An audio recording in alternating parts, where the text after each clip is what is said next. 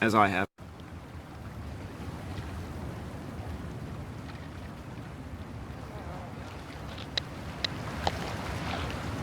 There's no feeling more intense than starting over. If you deleted your homework the day before it was due, as I have, or if you left your wallet at home and you have to go back after spending an hour in the commute.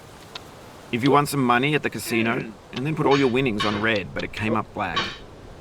If you got your best shirt dry cleaned before a wedding and then immediately dropped food on it.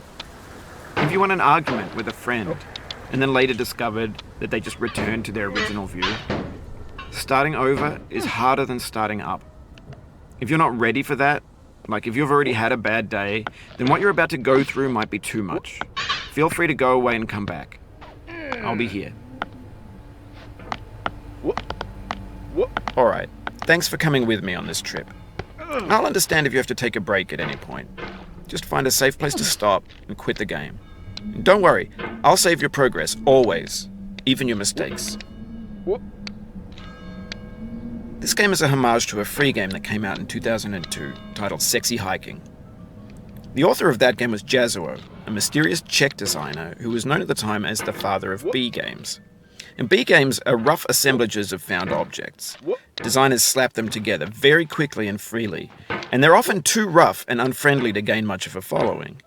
They're built more for the joy of building them than as polished products.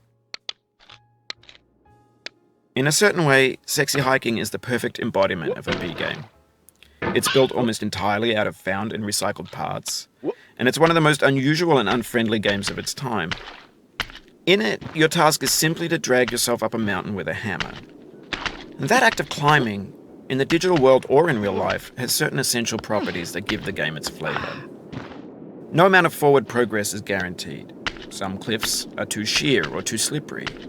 And the player is constantly, unremittingly in danger of falling and losing everything.